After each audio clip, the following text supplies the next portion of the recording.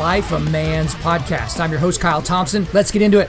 All right, guys, today we've got another special guest interview for you, and that is with Greg Koukl. And I just got to tell you right from the jump, when I told my Foxhole guys that Greg Koukl was coming on the podcast, they were just, giddy with anticipation, and for good reason, because this guy is a heavyweight in the world of apologetics. But if you're not very familiar with him, let me give you a little bit of his background. This guy has his MA in philosophy of religion and ethics from Talbot School of Theology and an MA in Christian apologetics from Simon Greenleaf School of Law. But back in the early 90s, in 1993, he founded an organization called Stand to Reason. So this organization is dedicated to helping Christians express their viewpoints and to defend them, right? And he wants them to be able to defend them using knowledge, wisdom, and character. And we certainly get into that in the podcast, but there are two books. They're kind of seminal books to people in this area of apologetics. One of them is one that he wrote recently back in 2017, The Story of Reality, How the World Began, How it Ends, and Everything Important That Happens in Between. This is a book that I just read recently. It's a fantastic book, and we certainly get into that in the podcast. But the big reason why I was turned on to the work of Greg Koukl is the book Tactics. And that book just celebrated its 10-year anniversary. It was written back in 2009. It's called Tactics, a game plan for discussing your Christian convictions. And guys, a lot of apologetics books are more descriptive apologetics. They kind of give you answers to certain questions and things like that, and they're fantastic books. But this is, no pun intended, a tactical book. This is a tactical way of expressing your viewpoints and your faith, but also defending them. Because the thing is, guys, and you know this to be true, most Christians just think, I just got to be nice. Like this idea that if you're just nice, people will just show up at your door like, hey, who's this Jesus guy? You seem real nice and Jesus is a part of your life. So what do you do? But guys, we don't live in that world, that popcorn marshmallow world. Like we just don't live there, right? We live in a world where people are looking at us as bigots just because of the things that we believe. But the thing about it is, and one thing that Greg Koukl does a tremendous job of, is he teaches Christians to be on the offensive, but not to be a jerk. Like that's not the point. The point isn't to embarrass somebody. That's not the point at all. But the point is to get your point across in a cogent manner where you can actually take control of the conversation, because at the end of the day, this is apologetics, but it is evangelism. And he certainly talks about that here in the podcast about how where he feels he falls on that line. But guys, just listen to this podcast closely, and there's going to be a lot of sections that you need to go back. Just, go back 15 seconds, go back 30 seconds, because you just need to hear how these thoughts coalesce in his brain and how they come out of his mouth. Because the thing about it is, most of us Christians get really, really scared when we get challenged. We're like, oh yeah, I'm a Christian. And then someone gives you one thing, one sentence, or one kind of sound bite that they heard from their favorite Democratic politician or something like that. And then you just crumble. You just melt. Oh yeah, I don't think abortion's right. What about in the case of rape and incest? And you're like, and you run away from the conversation. That's not what we're here to do, right? Remember, the Lion of Judah is at our side. We talk about that all the time in this podcast. And so Greg Koukl is one of the most tremendous resources that you could have to be able to defend your faith. And so without further ado, guys, let's get into it. Greg Koukl, welcome to Undaunted.Life, a man's podcast. Well, thank you, Kyle. I'm looking forward to chatting with you today. I am as well. This is highly anticipated. I told you off the air that I've got a lot of friends really looking forward to this, so we'll get right into it. But from the beginning, we'll start just as broadly as we can. You're obviously known as an apologist, one of the best, and you teach a lot of other people to use apologetics and to use argumentation. But for you, just in a generic sense, why did you decide to get into apologetics? What attracted you to that? Well, it's actually not very romantic. There were two things, I think. When I became a Christian in 1973, I lived in Westwood area, the west end of Los Angeles, right close to Westwood, where UCLA is. In Westwood Village at the time, there were lots and lots of people that would rove the streets. It was kind of hip neighborhood, and people go to dinner and hang out. And it turned out that period of time, there were all kinds of people on the streets selling their philosophy, whether it was Jehovah's Witnesses or Hare Krishna or some New Age group or some crazy Christian cult group, whatever. And so in my free time, I just hang out where the action was. And after I became a Christian, I just started talking to people about Christ on the street. It wasn't hard because everybody was talking to you about their trip. And I realized that I was ill-equipped to be able to prosecute the issue of the gospel and the challenges that they were offering me. And I thought, I better learn more about it. So there was kind of a pressure based on need. In my case, I did not become a Christian in virtue of apologetics. I have a lot of buddies that are do what I do, and they became Christians because of apologetics. J. Warner Wallace is a great example, or Lee Strobel, for example. But and that's why they're in it, because that's what brought them to Christ. But that was not my situation. So that was one part of it. And I started hanging with a group there in Westwood Village. Actually, it was a Christian community that I moved into and lived for 2.5 years, and that gave me a great opportunity to start learning some of the reasons why Christianity is actually and profoundly and deeply, capital T, true. It's the way reality is structured. That's the real world. And the other thing is just really a personal thing. I think my mind works that way. There's a lot of people that just are more affective, Kyle. They're just kind of into the touchy-feely. Right. And I can be, I in certain circumstances, I could be really emotional, okay? And, just to be totally transparent, I cry at a lot of movies. Okay. But apart from that, I'm pretty much a down-to-business guy. I'm like, what's the problem? How can I solve it? Let's get this. I want to man up to the charge, man up to the situation. Let's get it done. And what's the best way to get it done? And if you got some other ideas about how to get it done, let's look at it. No, that's not going to work. And here's why it's not going to work. So I just have this native capability of moving towards the problem generally and trying to solve it and get it out of the way, and to be able to see the most streamlined way to get there. And I feel like that's a lot what I do in my writing and in my speaking, is I learn from the smart guys. We translate, we take the good stuff, and then we try to throw the ball so people can catch it. But we try to trim off the edges a lot so there's not a lot of confusing stuff in there. We try to get right to the point.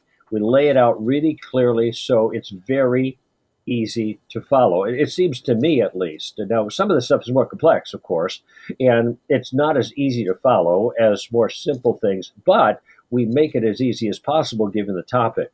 And so I just kind of have this mentality, this mindset that that it's just, let's just go at it. Let's take care of it. Let's figure it out. What's the lay of the land? How do we maneuver here? How do we get the job done? Apologetics really appeals to me in that way. Absolutely. And I think you and I are going to get along just fine because we process things a lot the same way. And so the good thing about what you've done in terms of apologetics is you're not just someone that values it, you're someone that puts it into practice. And before we get into a couple of the books that you've written to help people with that, back in the early 90s, you founded Stand to Reason, which is an organization that essentially promises 3 steps to confident and attractive Christianity. And those 3 in order are: number 1, or maybe not in any particular order, number 1, knowledge, know what you believe; number 2, wisdom, learn the best approach; and 3rd is character, become a model to others. So why did you choose those 3 things as opposed to anything else? Yeah, well, it's an interesting question, and the reason I think people have a mistaken view about how some of these things that they look around them and see, like, these are pretty big, these are cool, these are really making a difference. Wow. They think that somebody sat down and figured, here's where I'm going. I've got this long range vision. Here's the step-by-step process. I'm going to get it done. But that isn't the way it happens. I heard a funny quote the other day. Mike Tyson said, everybody has a plan until you get punched in the face. Sure. Yep. And Eisenhower said something about D-Day. You got all your strategy out there, but the minute you land on the beach, everything changes because you're down in the midst of the conflict. And so in my case, though, there was a motivation to be more effective with the capabilities that I had. Okay. It was, what is it that I do best? And this is my whole view of decision-making, the will of God. I think it's a biblical view. You look at your gifts. You don't poke around listening for a voice or a nudge or something like that, trying to figure out what's God hinting at me to do. I don't think God hints in that sense. And that's not a biblical method anyway. So I looked at, what can I do well? And it turns out what I did well was communicate. in one way or another. And I hadn't written anything really at that point, a little bit, but not much. But I was getting started, and I had been doing some speaking. And so I decided I want to make the best use of my gifts and focus. And so that's why we started Stand to Reason.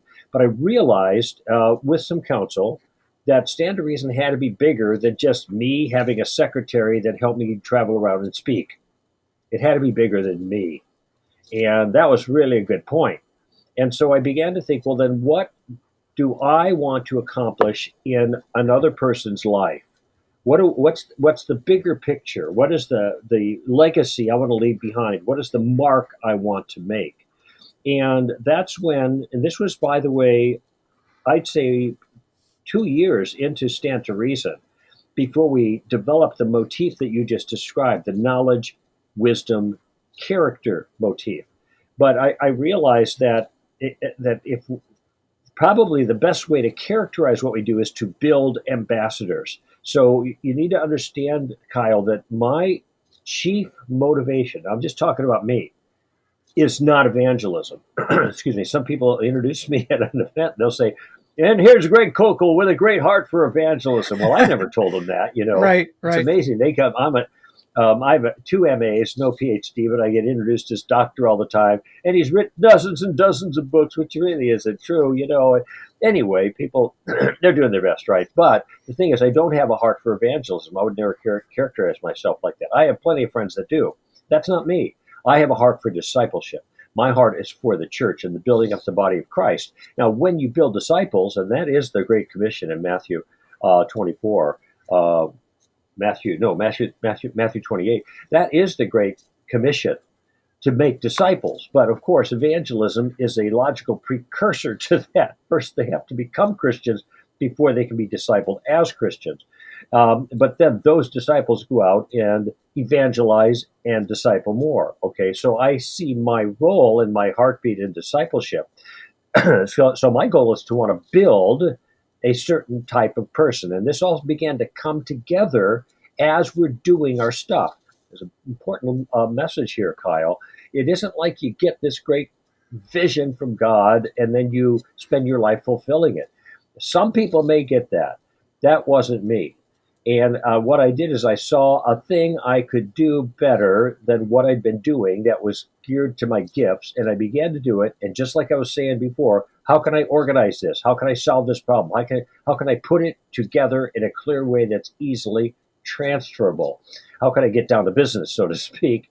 And that's when I'm working on, I need some way of characterizing what we do. And as I thought more and more about it, I thought, I'm building Christians. Our mission statement starts, we train Christians. Those are the first 3 words. And then I thought, what do we do? What do we train them to do? Well, in the culture, there was a lot of hostility, and there's a lot of, it still is, but in the Christian culture, in our engagement with the rest of the culture, a lot of shrillness, okay? And that was the culture wars period, before your time. And because you said you were like ninth grade when at 9/11. So this is back in before that, 10 years before that, there was a lot of culture war mentality, okay, a lot of conflict. Plus, I think the way Christians engaged was really shallow. So what I wanted to see is our engagements to look more like diplomacy than D-Day, okay? And so that means the approach of a diplomat or an ambassador, and that's the word that I landed on because it's a biblical word. Right. 2 Corinthians 5:20. And so we are ambassadors for Christ. And so I started working with that word. And in a way, it wasn't too glamorous. I was just sitting down at a table just at our office at Stand to Reason, very small affair at the time. Then I'm just working with words and descriptions. And finally, it all fell in place after a few hours. What's an ambassador? Ambassador has to know a few things, so there's a knowledge component. If you think about an ambassador that the president would send out or a king would send out, well, they got to know something. They got to know the message that they're being sent out with, foundational. They have to be able to maneuver in conversations, okay? And they have to be diplomatic, okay? So there's a tactical wisdom that's involved there. And then finally, if they're if they're jerks while they're doing it, this is Right. really going to undermine the enterprise. So character is a significant factor in the whole enterprise. Absolutely. And I think one of the outgrowths of that was obviously the book Tactics. And so for those of our listeners, Tactics, it's a game plan for discussing your Christian convictions. That is on our list of 100 books every modern Christian man should read. My guys at my foxhole just finished reading that not too long ago, and it just celebrated its 10th anniversary. So congratulations on the 10th anniversary of that. And you Thanks a celebrated lot. it. Yeah, you celebrated it by releasing a new version with We a did. bunch more content. But this is a tactical, obviously, apologetics book, whereas a lot of apologetics books tend to be a little bit more descriptive, I would say, descriptive apologetics books. But can you give us an idea as to, why you wrote more of a tactical approach and maybe anything that you've added to the new edition in light of what's been going on the last 10 years? Sure. Kyle, the big thing is, let me just try to think of this in military terms, because I like military metaphors because I think they're really appropriate to what we do, as long as they convey an understanding, but not an attitude of engagement. All right. So, like I said, we want it more like diplomacy than D-Day. Right. However, when you have a military goal to accomplish, you have to not just know what that goal is, but you have to have, excuse me, a sense of the lay of the land. You need intel, and you have to have a plan of attack. You have to know what you're going to do. So, I just watched Band of Brothers again the other day, and how they, in that famous scene on D-Day, they took out those 88s at Briarcourt Manor, and it's a magnificent tactical enterprise, because here they are, they're totally outgunned, but they have a small band, and they have it figured out. They work out the details of how they're going to execute, and then they did the job. And it was amazing what they accomplished. If you've seen the movie or read the book, it's just amazing. But this is what Christians don't have, Kyle. They don't have a plan. Right. They may have like a 3 steps to God kind of thing, but that's in my opinion, it's the wrong kind of plan. That is a helpful plan of explaining the gospel. Okay, great. This is how you kind of explain the gospel. Very good in that. But explaining the gospel is a very small part of the process. That is going to surprise some people. But think about it. Before there can be any harvest, there always has to be a season of gardening, right? Right. You got to have a lot of gardening before you can harvest the fruit. And in the same way, a 3 steps thing, like steps to peace with God, or 4 spiritual laws, in that case 4, those are good for the end game. That's when you're mopping things up, so to speak. You're harvesting there. But that's not gardening stuff. And we need to do gardening all the time, and especially nowadays, a lot more preparation, gardening, working the field before you finally can, back to military stuff, breach the wall, break through the barriers, finish the job. Those 3 or 4 step things are finishing the job. They are getting to the finish line. And so this is where a lot of apologetic conferences were missing something, I thought, Kyle.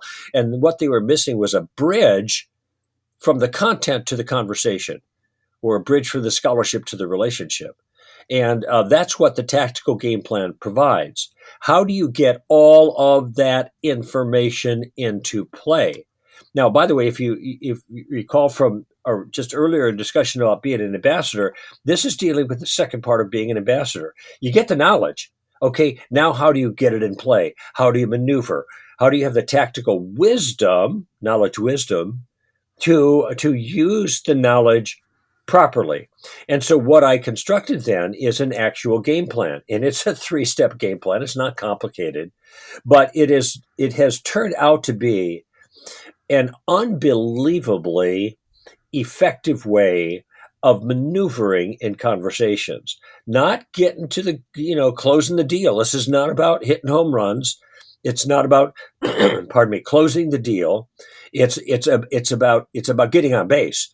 It's about getting into the batter's box even more appropriately here, and then see what the Holy Spirit's going to do. And, if we tell people, if you think about it, Kyle, now you and I are fairly aggressive people. Maybe a lot of your listeners are more aggressive as well. There's a whole lot of people who are not near as aggressive as we are. Right. And so if we tell them, here's how evangelism works, you tell them about Jesus and you get them to pray to receive Christ, they're going to go, man, that scares me. I'm not going to do that. Now, they won't tell you that, but that's what they're thinking. And they're going to sit on the bench. And the thing that has amazed me most, Kyle, about the response to the Tactics book, which is subtitled A Game Plan for Discussing Your Christian Convictions, because that's what it is, a game plan. The thing that's amazed me the most is that people have said, uniformly, I hear the same line over and over and over again for the last 10 years. They've said, this book has changed my life. And other people have said, it set me free, because it has given them a means to get engaged in a profitable way without stress and without pressure and without pressuring the other person and without having to have all the answers. Because in this plan, the other side is doing much of the talking, especially at first, not us. We're not preaching, we're listening. We're asking questions and listening. And this has allowed all of those people that are so excited about what they learned in the book to get off the bench and get into play and start doing a little gardening. And that's the thing for most people. Again, that is right. Most of the guys that I'm around are fairly forward, but then it is kind of funny. Even some guys that are forward, that they'll be the first one to step up to maybe defend someone physically. When you get into some of the more mental aspects, they do feel like maybe they're just not equipped. But there was a quote early on in your book that I really love. It's just make sure it's your ideas that offend and not you, that your beliefs cause the dispute and not your behavior. The thing that I've seen, Greg, is that so many people tend to struggle with this, especially those that study apologetics, because it's easy to come off as condescending, as a know-it-all, especially if you truly believe the things that you think are correct and that you have all the answers. So how do you combat this idea of coming out looking like you're hovering over the situation and you're just going to drop knowledge on people? Well, this is one of the easiest questions to answer. And the the best way to protect against preaching in the way that you're describing is not to preach. In other words, you don't make, this is a generalization here, and there are exceptions to this as the game plan unfolds. But the mentality is you don't make statements. You ask questions. Let me say that again because it's so important. You don't make statements. Okay, this is the way it is, and I know what your beliefs are, and they're dead wrong, and here's the right thing, and you ought to believe what I believe, and there you go. Well, that's Pickett's charge, right? You're just going right into the gunfire, and that's crazy. Instead, we start out as students of a person's point of view, and we start asking questions in a very particular way. And notice, by the way, if you were an atheist, and you and I just started this conversation, Kyle, and you said, well, I'm not a Christian, I'm an atheist. I said, really? What kind of atheist are you? It's very different. Now, what did I do? Oh, I just showed interest in the other person's view. I didn't get defensive, but I tossed out a question. And guess what? When I asked the question, whose turn is it to respond? It's theirs. It's theirs. And by the way, there, I just asked a question and I got you to respond. And that's right. And so notice that questions create an interactive environment, and the pressure shifts, if there is any pressure at that point, it shifts off of the Christian and on to the atheist. And notice when I ask, what kind of atheist are you? By the way, some people might think, what kind of question is that? An atheist is an atheist. What's so hard about it? Well, there are actually lots of different, or there are a number of different kinds of atheists, and they characterize their views in different ways. And even though maybe most of them are alike, it's all right. Just ask the question and see what they say. And when I do that, I'm asking that because that's the first step of my game plan. But notice when I ask it, I'm not intimidated. I'm not shaken. I'm not preaching. I'm not telling him he's wrong.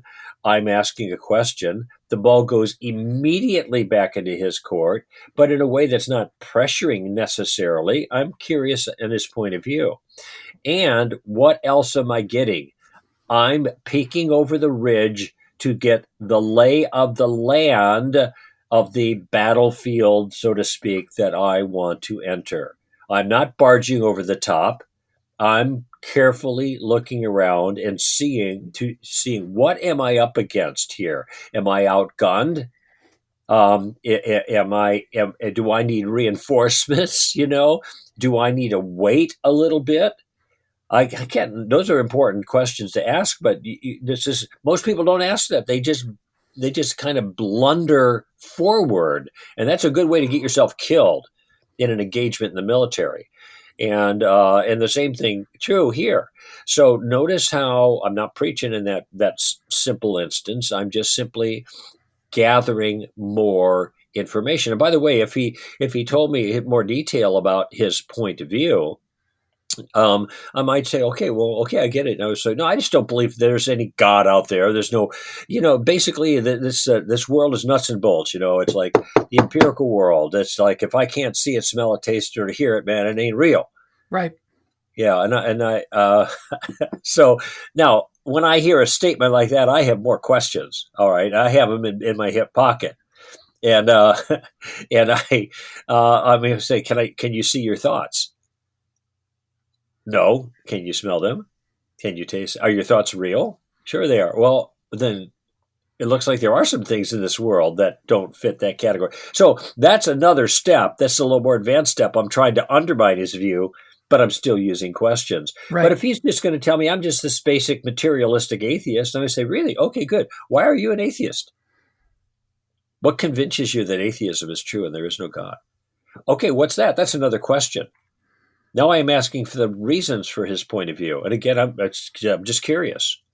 Why most people aren't atheists, If I was talking to you, Kyle, I'd say, Kyle, most people aren't atheists. So why are you an atheist? What convinces you there is no God? I'm curious. Then to let you talk. See what you say. I am not obliged at this point to refute you. Sure. I have not committed myself to that. I don't know if I can refute you because I don't know what your view is or why you hold it. Well, that's why it's so important to use questioning strategies, and you've described it so well in this book. And guys, if you haven't read the book yet, like we're not going to be getting into the nuts and bolts of the actual game plan. You've got to pick this up so that you can check it out yourself. But I've done sales training for people before, and I've just told people, I was like, look, if you just ask questions and then you answer questions with more questions, they will tell you what it is they need in order to buy. And so whether you're selling cars or insurance or gym equipment or whatever the situation is, the buyer or potential buyer will tell you what it'll take to get them to buy. But at the same time, you're not tricking anybody. You're not setting a trap for them necessarily so that they can give you that one response that elicits, the big ace of spades response that you have. But it is important to use that questioning strategy. There was another quote towards the end of the book, Greg, that I wanted to kind of get a little bit deeper from you on. Sure. Before we move on. It was this: it's since oppression and mayhem are neither religious duties for Christians nor logical applications of the teachings of Christ, violence done in the name of Christ cannot be laid at his door. This conduct might tell you something about people. It tells you nothing about God or the gospel. And so the interesting thing about this is I don't really hear a cogent response like that from Christians very often. Whenever they bring up, maybe it's honor killings in another religion, maybe it's the Crusades, maybe it's the things that the Catholic Church did, hundreds of years ago or even recently. Why do we not hear more Christians responding to the question of evil done in God's name in this way, do you think? Well, I think the reason we don't hear it is because they don't know this response. But I heard once that you can't hold a religion responsible for the crimes of its heretics. Right. Now, that's a clever way of putting it. It's an aphorism, kind of a clever statement there that's easy to remember. But that's what my response that you just read is trading on, okay? And so people are angry at Christianity because historically there have been people within Christendom who have done unchristian things, and then they generalize that to Christianity. Okay, well, that's a mistaken thinking. All right, and if you, Kyle's the head of a construction crew, and I was the boss of the company, and I told you to go out and you got to go out and remodel this house, and here are my instructions, and I write them down so they're very clear. Okay. And then you go down and demolish the house. You demo it, man. It's gone. And people complain to me. Now, in one sense, I'm the contractor, so the buck stops with me, but I just want you to think about the fault circumstances. It's not my fault, strictly speaking, because I didn't tell you to do that. I told you to do the exact opposite, and I have it in writing.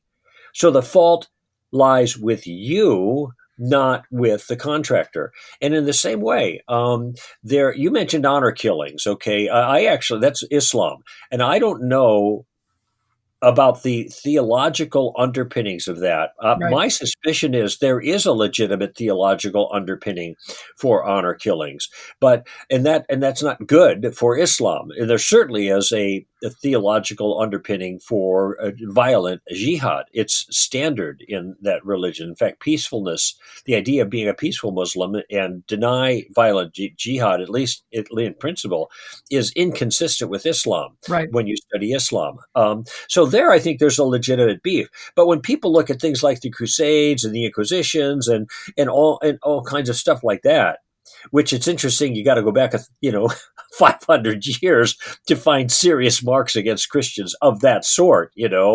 Long memories people have. But in any event, but then I think the issue can be raised, just like you read it from the book. And here I'm going to use the tactical approach, and that is even when I'm making a point, I am going to try to use questions.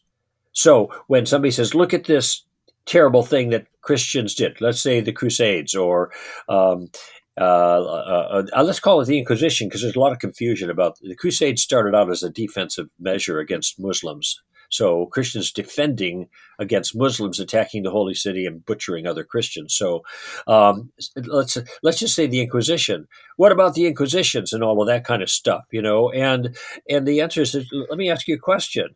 Is this the kind of thing that Jesus commanded? Now I'm going to let them answer.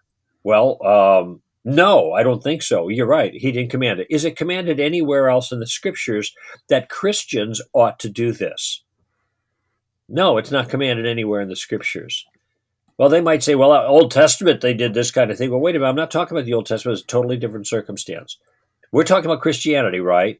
Yeah. Okay, so I'm talking about Christianity. That's New Testament stuff. By the way, I'm making a little bit of an artificial distinction here for the sake of this particular illustration, because the Testaments do mold together in a very significant way. But for the purposes of this conversation, what matters is what Christians have done based on the dictates of Christianity. So that limits us to the New Testament, makes my job easier. Do you know any place in the New Testament where this kind of behavior is commanded? Well, no, I can't think. Okay, so it's not a teaching of Jesus, right? No. It's not taught in the New Testament, no. So that when people who call themselves Christians do this kind of thing, are they really, truly representing Christianity or not? Well, no, they're not. Notice, by the way, Kyle, everything I've done so far was pretty much a question, but I had a plan in my mind. That's how I know the direction to go with these questions on this issue. But notice how I'm bringing that person into the conversation. And then I'll finally say, well, if what they did wasn't commanded by Jesus, and therefore it wasn't taught in the New Testament, and therefore is not consistent with Christianity, why are you holding this crime against Christianity? Right. And instead of those people who are acting inconsistent with Christianity. Now that's closing the deal. I'm closing the loop there, but I'm closing it with a question. I want him to button it up. Well, yeah, I get your point. Okay, that's a good point. And if I were being really wanted to take another step, I said, okay, with this understanding, and thank you for seeing that. I'm glad you saw that. By the way, I'm role playing with you now again, Kyle. I'm glad you saw that. Okay, great. Now, can I have your word about something? What's that? That you won't bring this objection up anymore against Christianity because you understand it's not fair. And then see what they say. That's what you want to do. Some of these people will get a good answer, and then in the next conversation, they're bringing the same nonsense up again. Right. This is not honorable for them to do that. And so sometimes this question is helpful.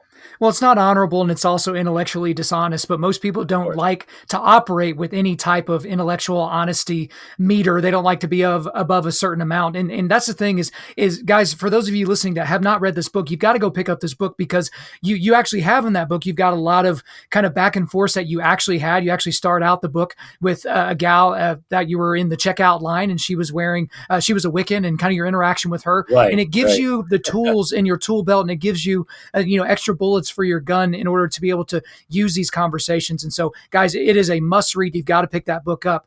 But another book that you read or that you wrote years and years after the Tactics book is a Right. much different book. It's very different from Tactics. It's called The Story of Reality: How the World Began, How it Ends, and Everything Important that Happens in Between.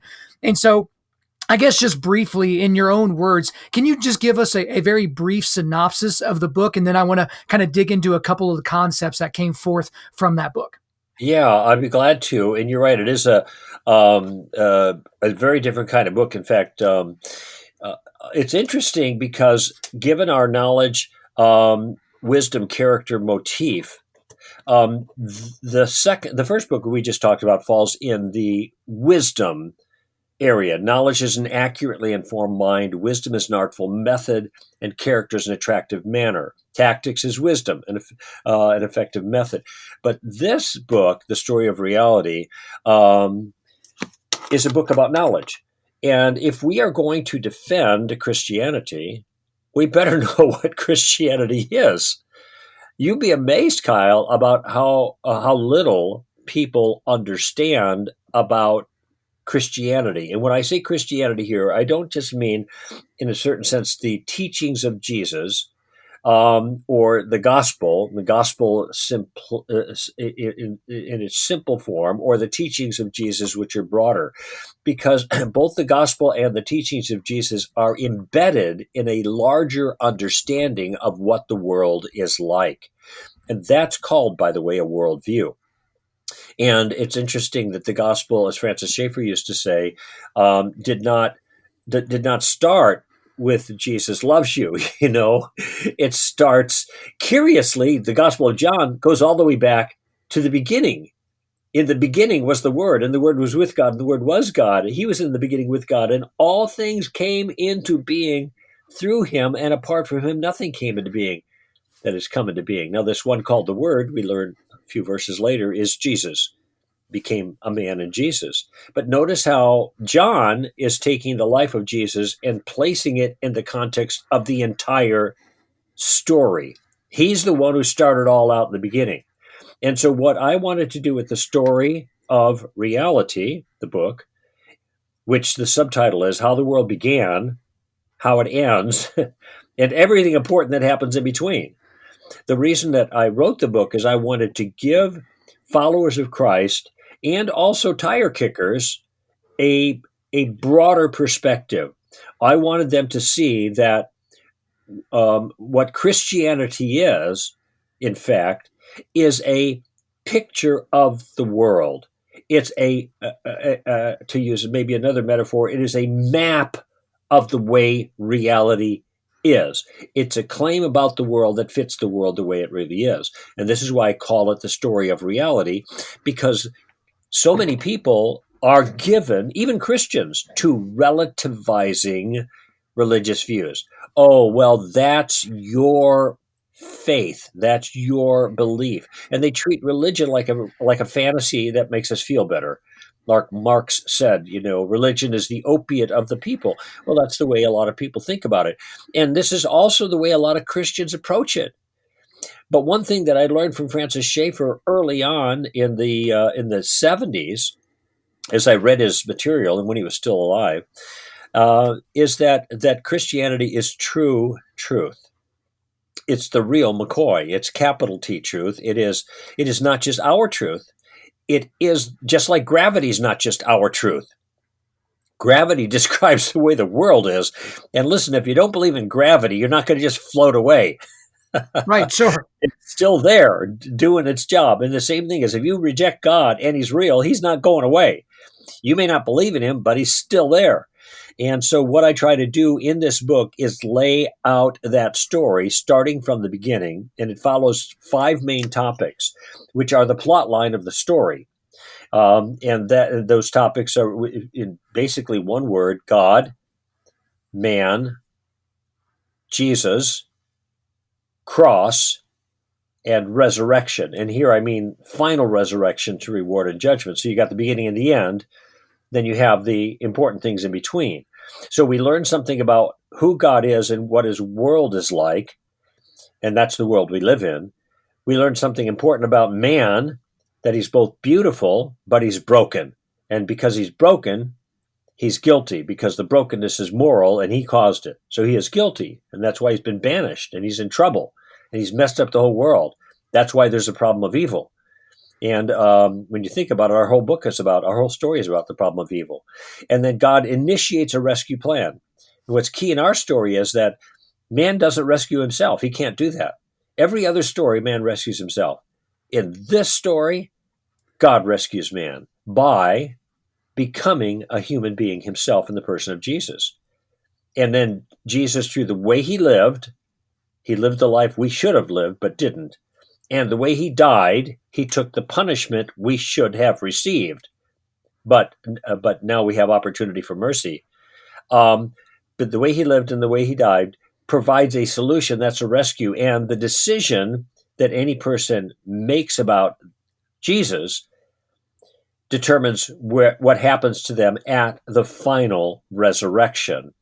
And that's either going to be perfect justice, which is punishment for everything you've ever done wrong, and God misses nothing, or perfect mercy, which is forgiveness for everything you've ever done wrong, and God misses nothing.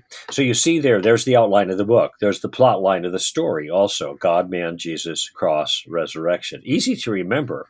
Okay, throwing the ball so people can catch it. That the way I see this book, as why I think it's really a significant and important book, if that doesn't sound too self-serving. It's all good, yeah. Is because, over half a century ago, wait a minute, no, let me just think here, over 70 years ago, C.S. Lewis wrote a book called Mere Christianity, which is still one of the best sellers. And it's meant to describe the kind of things that I describe here, but a lot of people won't read it because they think he's too hard, which it drives me nuts, because he's one of the easiest writers to read on difficult topics, it seems to me, and very elegant and very insightful. But what I want to do is try to fill that niche now in the Christian's life who isn't going to read Lewis and Mere Christianity. Maybe he'll read Koukl and The Story of Reality. So I'm standing on Lewis's shoulders, so to speak, and on the shoulders of others who mentored me, to try to then convey the story of reality in a way that people get. And by the way, this answers 2 questions that are really critical, and that is the problem of evil and why Jesus is the only way of salvation. And it answers the problem of evil because when you understand the story, we realize the world didn't start out that way. But because we disobeyed God, we broke the world. It's our fault, not God's. And so what God is doing is he's fixing it. It's a rescue plan first to rescue us, to fix us, and then he's going to fix the world that we broke. But that's a long-term plan. It's not going to happen tomorrow, because rescuing us first is the most important thing. And it also tells us why Jesus is the only way of salvation. And simply put, he's the only one who solved the problem. All right. And complicated problems or complex problems or singular problems, let me put it that way, often have singular solutions. Singular problems, problem of evil, often have singular solutions, Jesus rescuing us. And so all of this comes together in the book, The Story of Reality, in a way I think people can grasp it, and non-Christians could understand it. Because, if you've read the book, there's not a lot of Christian lingo here. I don't sound like a Baptist or a Presbyterian or a Pentecostal or anything like that. I try to sound like a thoughtful person who's reflecting on issues that really matter. Well, and that's the thing that I loved about the book after I finished it. I just read it here recently, is that it is very weighty while at the same time being very accessible. And guys, there's so much that we could go into in this book, but we've got limited time and more things to cover. But there is one section that is probably my favorite section of the book, because I almost feel like you were screaming it as you were writing it, because I love this section so much. So I want to read the quote here. It's this: There is a saying that has been helpful in some ways, but I think it is misleading in this regard. The saying goes, God has a wonderful plan for your life. From what I understand now, that perspective is in the wrong order. The story is not so much about God's plan for your life as it is about your life for God's plan. Let that sink in. God's purposes are central, not yours. Once you are completely clear of this fact, many things are going to change for you. And so, Greg, my question to you is this. We live in such a me-centric world. There's so many mega church pastors, and I'm not picking on them necessarily, except I kind of am, that have sold millions and millions of books by making people feel the focus that God has on them as opposed to focus they should have on God and his plan. Why should we look at that in the opposite manner? Why should we look at it in the manner that you laid out in the book? Well, it's not just the books, too, but if you go to virtually any church service that is meant to appeal to the young or to the youth or tries to be hip, and there's a lot of churches like that. If you listen to the songs are way weighted on singing about ourselves. And they're in first person, not plural. It's not we are singing to God. It's I am singing this song. Okay, remember Jesus said when you pray, say our Father. So we're corporate in the church, right? But we're singing individually, not corporately. That's one concern. That's similar to what you're talking about.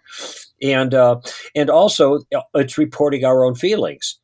It's all about how we feel, or maybe how we want to feel, and that's why we're singing the songs about feelings, so that we can start feeling this way. And the songs are anthropocentric; they're centered on man, rather than theocentric or Christocentric. So that's another symptom here. It's not universal, but there is certainly this trend. And everybody listening here who goes to church, I guarantee, if you think about it, you'll see it this Sunday when you listen to your church service online, hopefully, because most people can't gather together. Then what you're going to do is you're not right now, at least, but what you're going to do is you're going to hear this quality of the songs, and it might be the first time you actually noticed it. The reason I put this in, and it's at the beginning of the book, that towards the beginning, it's under the God section, because I make the point that our story starts with God. In the beginning, God. Why does the story start with him? It's because the story is about him. The story is not about us. And that's the lead in to the citation that you just read. And some might recognize a portion of that as a part of a tract that Campus Crusade uses, and I have used in the past many times. I had it memorized, and I used it for evangelism, and it was helpful for evangelism 50 years ago. And it was probably maybe for some people nowadays, but times have changed quite a bit. But it starts out, the 4 spiritual laws, with this law: God loves you and has a wonderful plan for your life.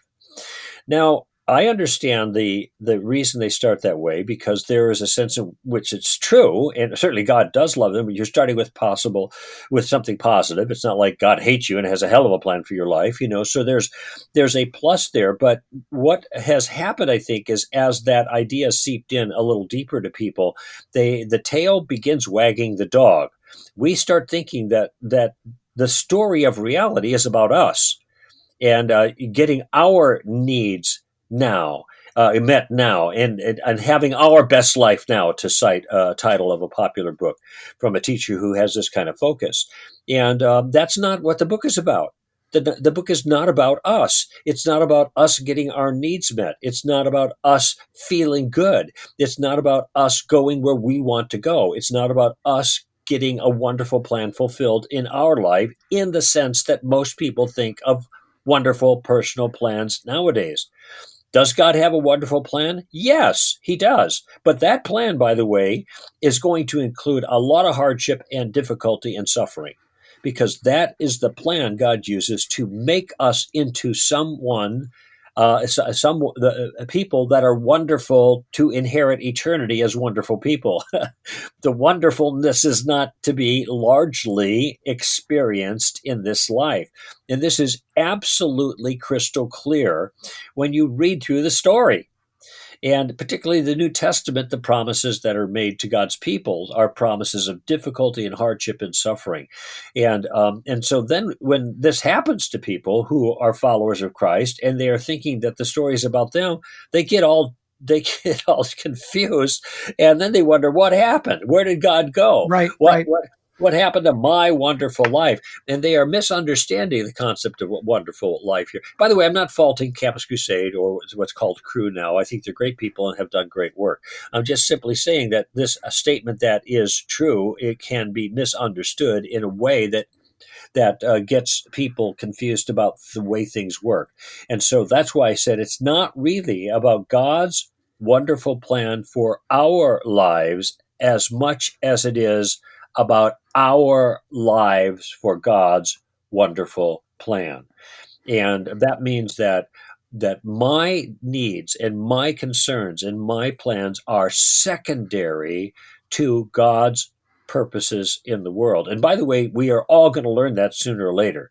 We may not accept it, and we'll be grumpy all our lives, but we're going to learn it because that's the way God organizes things. He is going to make sure that his plans get fulfilled before our plans do.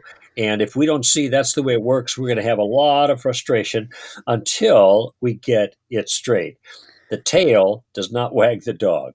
Well, and there is a lot of power in order and the ordering of things. And so, guys, that's just one section of this book. So again, those are the two books from him that I would highly, highly suggest you get. But there were several times, there was something kind of I noticed when I was reading The Story of Reality, that several times in the book you mention social justice. And it's almost like you bring it up and you seemingly are very perturbed by that whole movement, but you don't really go into a full-throated explanation of your grievance.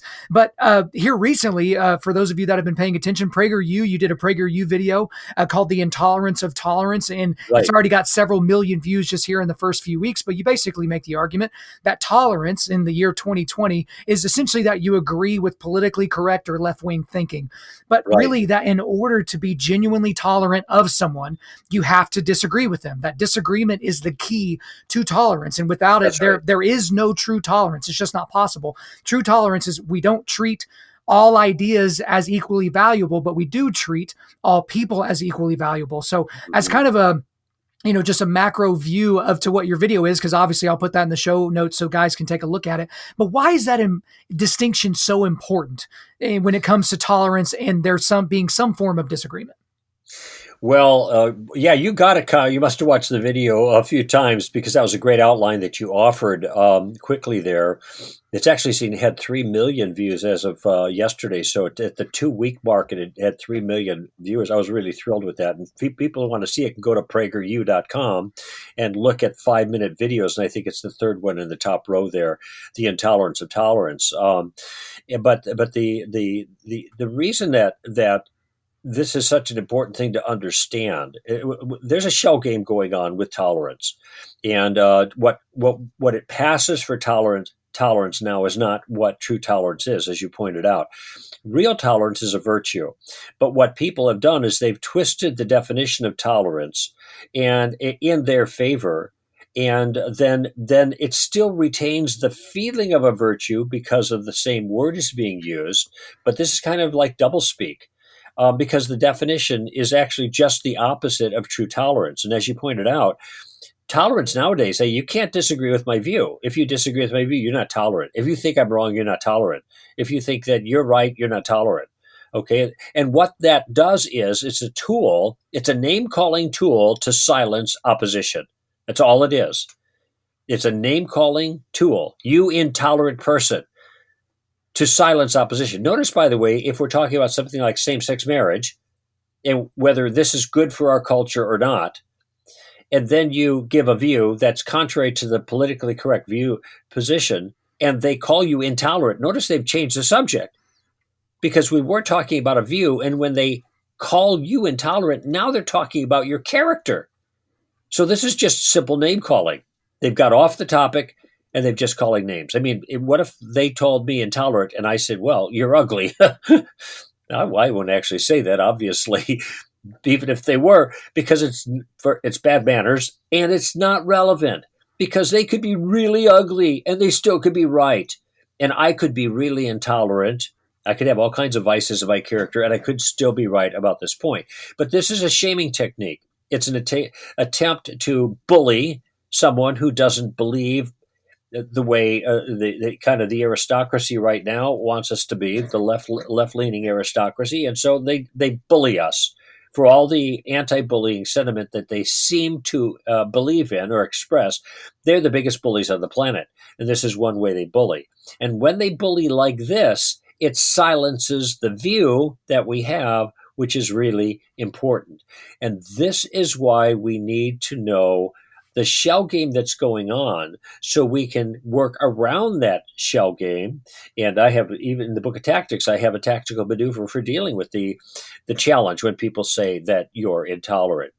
That is meant to reveal the shell game and try to get us both back to business talking about the issue.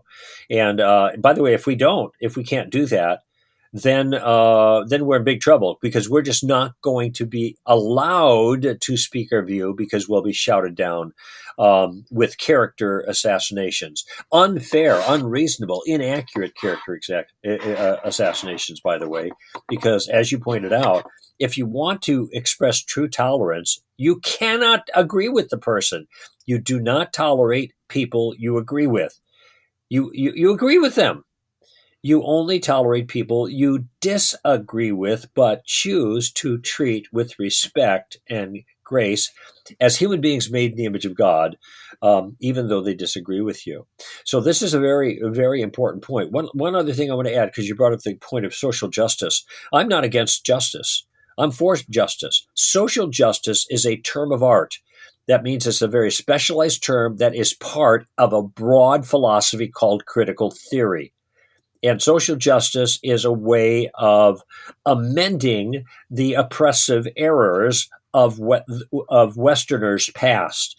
I can't get into the whole thing here, but it's the idea that has totally consumed the academy and the minds of our young people. So, I can't see your ethnicity. Let me just use myself as an example. As it turns out, Greg Koukl, no matter what character I have, no matter what virtues I display, I am among the worst of people on the planet. And the reason is one, because I'm white, two, because I'm male, three, because I'm cisgendered, that is, I'm sexually male and I believe I'm male, three, because I'm heterosexual, four, because I'm heteronormative, which means I think heterosexuality is right, and five, because I'm a Christian. Those are 5 huge marks against me, just because of the groups that I belong in. I mean, some of them are beliefs, but most of them are things I can't control. The fact that I'm male, that I'm white, for example. But these things, just because I'm in the group, make me bad. That's critical theory. I'm an oppressor in virtue of that. And everybody that's not what I just described are people who are the oppressed. And what social justice is meant to do, here's what that term means, is to repair the breach, is to exact from the oppressors a just payment to rectify the harms that have been brought on the oppressed victims, and that is anyone of color, anyone that doesn't have standard gender identifications or standard sexual practices, and on and on and on. This is why I don't use the term regarding my Christianity. Social justice, I believe in justice, and I believe in justice in social circumstances, but I don't believe in social justice that means something else. Thanks again for those answers, Greg. I really appreciate it. In addition to a lot of the things that you've talked about in this podcast, one thing that you talk about quite often is the issue of abortion. And for me, as a pro-life Christian, a lot of times I'm pretty disappointed in how abortion is handled by most churches. I either feel like a lot of churches either kind of softly decry abortion and the evils of abortion, or they just don't discuss it at all. I mean, I've even been in Sunday schools where people are kind of making the pro-abortion arguments about, well, in the case of rape and incest, or, well, if the mother's already poor, and this is in my Sunday school. For you, I guess I would ask, I'll just combine these two questions. I was going to ask you, what are some of the most common pro-life one of the most common pro-abortion or pro-choice arguments that you get, and kind of how do you deal with them? And then I want to know, what is the best argument that you've ever heard from a pro-abortion person, and how did you deal with that as well? Well, I've never heard a good argument from the pro-abortion person. To just to cut to the chase on that one, what I've heard is things that are emotionally, subjectively appealing. There's lots of good rhetoric, and they play the rape card, for example, which is really, it's sad because this is one of the most egregious crimes that could ever be committed against any human being. And we don't want to give the short shrift to the tragedy that this is in a person's life. However, it is irrelevant to the question of abortion, and this will be clear in just a moment. But pro-aborts are using it as a rhetorical device to make people who believe killing an unborn child is wrong and make them look heartless regarding the woman. And so, anyway, so let me just back up a bit. Unless a person understands the moral logic of the pro-life view, they are not going to be able to effectively and consistently deal with any of these other issues. There is a foundational issue here, okay? And so I want to give the moral logic. It's very simple. It's in the form of a syllogism, which is a straightforward argument, two statements and a conclusion, okay? And this is the logic that a lot of Christians don't clearly understand, which is why they fall into these other errors. And here's the way that argument goes. It's wrong to take the life of an innocent human being. Okay. Now we can think of generalizations like if, there's friendly fire in a war. I mean, you did it, but you didn't try to, and that's what happens in circumstances like that, and blah, blah, blah. But generally speaking, this is a truism. We can rely on this. Certainly it's wrong to take the life of an innocent human being for the reasons that people have abortions. Because they're poor, because it interferes with their career, or blah, blah, blah, blah. We know the things. Okay. So that's the first line. And most people agree with that. And you could ask them, do you think it's wrong to take the life of an innocent human being? Generally speaking, we can't just kill people at will. Yes, of course. That's I agree with that. Fine. Second premise: abortion takes the life of an innocent human being. Nobody knows when life begins. Wait a minute. Is it moving? Is it growing? Rather, not moving. Is it growing? Yes. Well, then it's alive. The QED, that's the end of it. If it's growing, it's alive, period. It's not a stalagmite or a stalactite that's growing for those kinds of reasons. It's growing because it's biologically alive. Now, we know it's alive. Okay, what is it? That's the key question. It's mom's body. No, it's not mom's body. You ever watch CSI? You look at the genetics. It's not mom's body. It's someone else. Right. Doesn't have the same genes as mom. All right. It maybe have sexual organs of a male. Mom's not a male. Mom's a female.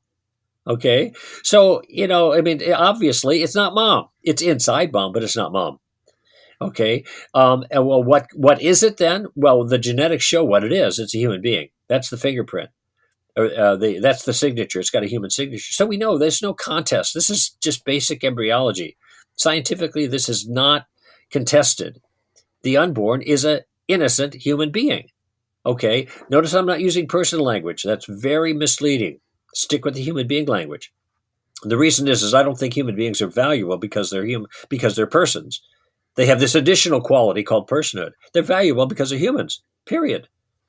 Okay, so if it's wrong to take the life of an innocent human being, and abortion takes the life of an innocent human being, both factual statements, one an ethical statement that people agree with, the second one a biological, scientific statement that's accurate, well, then abortion is wrong.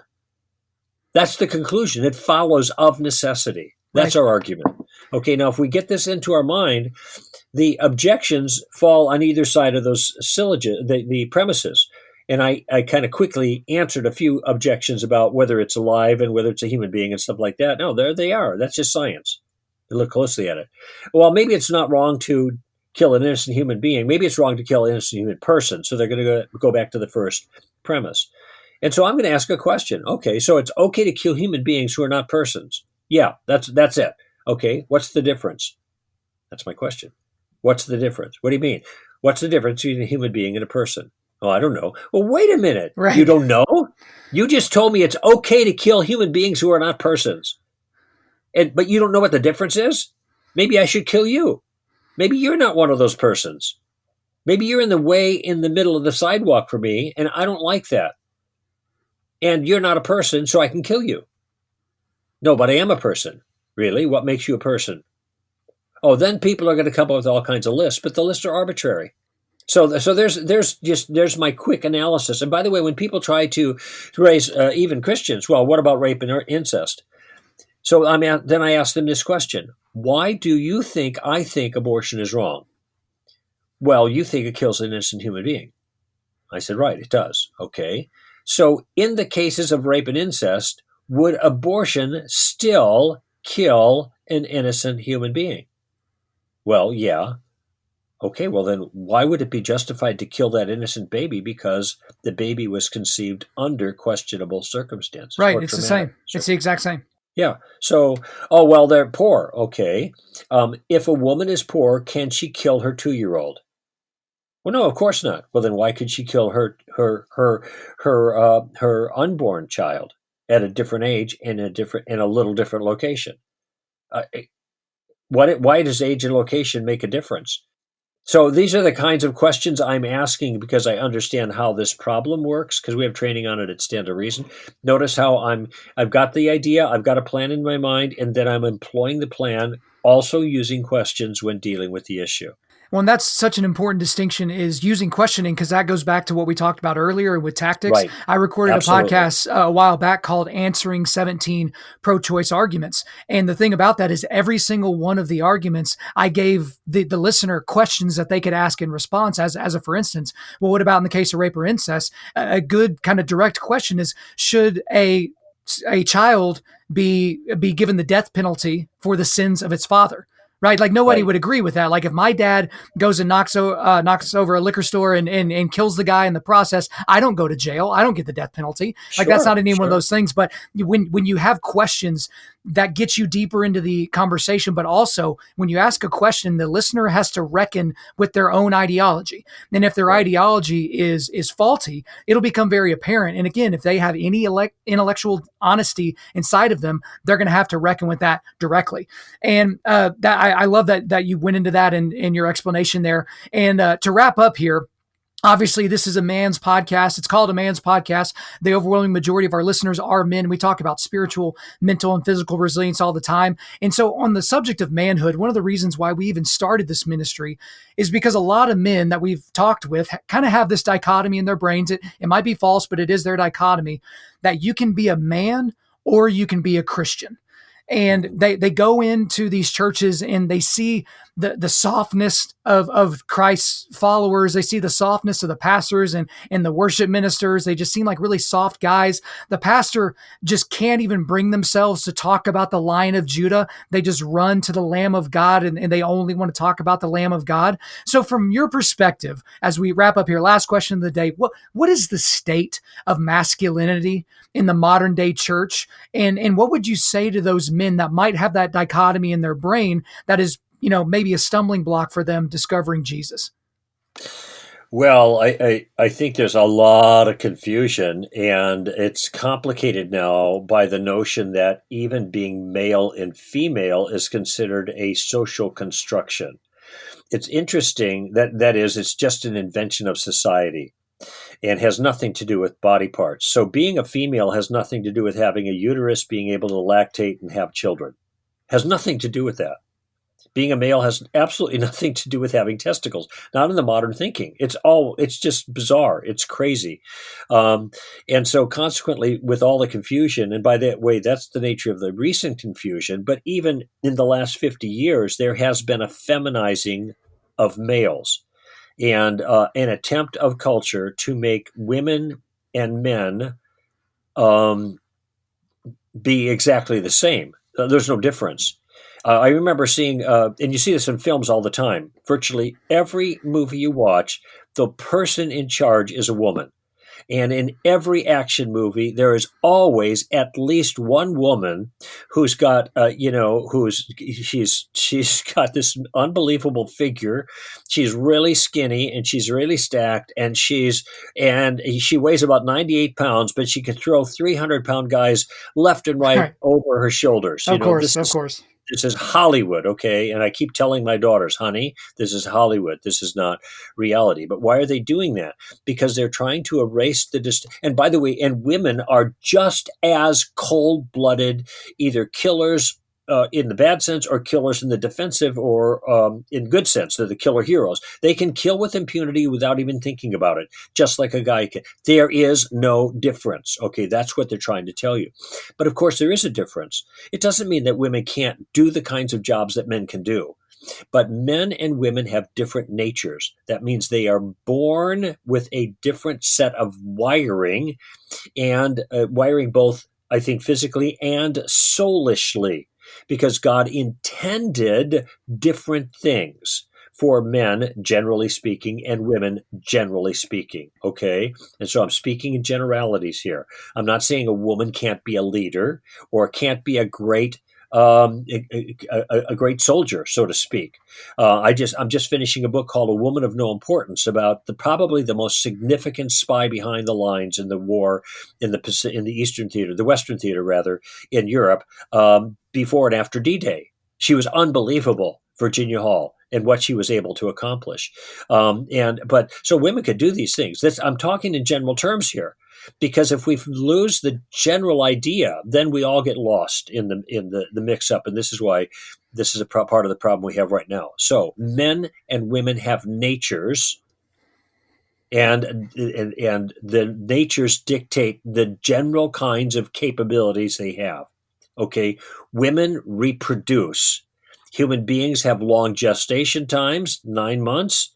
And we have a long time before the offspring become adults, 13 to 14 years in terms of biology, twice that long according to sociology, right? Okay, and so that means women who bear the children and who nurse and care have to have the capability to do that and give their time to that. So they need protectors and providers that will protect and provide for the family. And so in the nature of a woman is to protect and guard.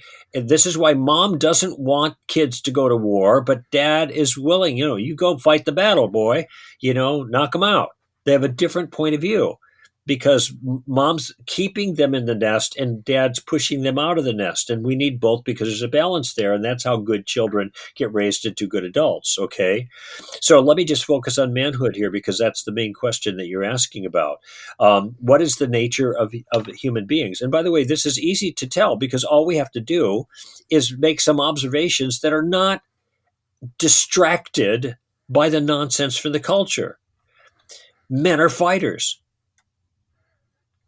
Men are leaders. They are can-do. They go out and do things. And when I say men are leaders, I'm talking about their nature. I'm not talking about every individual man. Some men abrogate that. They're overly feminized, okay? And they don't take the lead when they ought to be taking the lead. And instead, the woman takes the lead in their home. That creates an inappropriate imbalance, in my view, okay? But just to finish this list, which I wrote down very quickly when you were asking the question, we are fighters, and we are leaders. We are problem solvers, and we are providers. We are fighters, we're leaders, we're problem solvers, and we're providers in no particular order, okay? Men go to battle. Doesn't mean women can't fight, but it's the man's job to protect the home. The man goes out while the woman protects the brood, okay? The man brings stuff back to provide for the brood, okay? When there are big problems, they both can solve problems, but the man is, I think, more capable, more in a position to address those things and lead the family. Okay? Somebody's got to lead. I mean, egalitarianism in any circumstance, whether it's families or governments or jobs, businesses or military, everybody's the same. Nothing gets done. Somebody's got to make the final decision about things. Hopefully they do so in a benevolent and wise way, and that's one liability of leadership. But the thing is, there's no other choice, or else nothing gets done. So I think what God has done is designed men to be leaders, to be problem solvers, to be providers, and to be fighters. Fighters in the best sense of the word. Not fighting against the innocent, but fighting against the threats. And that's what keeps the family safe. And every single one of these things are being attacked right now, one way or another in our culture. And what that means is, Kyle, is that men are then less capable to lead, to provide, to solve problems, and to fight when necessary.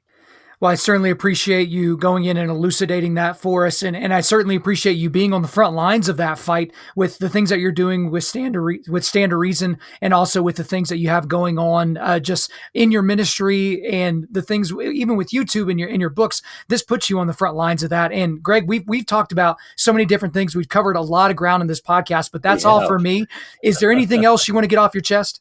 Well, only to say that if they'd like to go to Stand to Reason's website, it's str.org, str.org, Stand to Reason, str.org. And you did such a good job, Kyle, with the interview that I think we covered just about all of the really important bases and then some. Nobody's ever asked me about manhood before, so I'm glad that you asked that, and I got a chance to give people a piece of my mind on that. Well, I appreciate you giving us your answers, and I'm pretty sure we've solved all the world's problems up to this point. But Greg Koukl, thanks for coming on Undaunted.Life, a man's podcast. You're so welcome, Kyle. All right, guys, thanks so much for listening all the way through. Man, that was such a great interview to be a part of. I really hope that you enjoyed it. But before we let you guys go, we are going to do a quick resilience boost. As you know by now, we are a men's ministry, and our mission is cultivating manly resilience. Specifically, we do that by providing content like this podcast that forges spiritual, mental, and physical toughness. So I'm going to run down the links that I've got for you. I've got the link to the Stand to Reason website. I've got the link to the 2 books that we talked about, Tactics and The Story of Reality. We've also got a bunch of different videos. So we talked about that PragerU video, The Intolerance of Tolerance. I got that for you here. We've also got a bunch of just random ones. There's one of him just discussing, it's kind of a longer interview about tactics. There's a video of him basically destroying Deepak Chopra on live television, which was amazing. There's some other ones, The Question That Stops Christians in Their Tracks, Greg Koukl versus Pro-Choice Caller, which is a fantastic way to show you how to deal with a lot of people that are on the pro-abortion side of things. But then I've also got a link to his Facebook, his Twitter account, and the Stand to Reason YouTube channel. Thank you for listening to the podcast. We really do appreciate it. If you would, please subscribe on Apple Podcasts, iTunes, Spotify, Google Podcasts, or Stitcher, and refer your friends to listen and share this on social media. Guys, if we deserve a 5-star review, please go ahead and leave us a quick 5-star review and a few sentences letting us know why you like the content.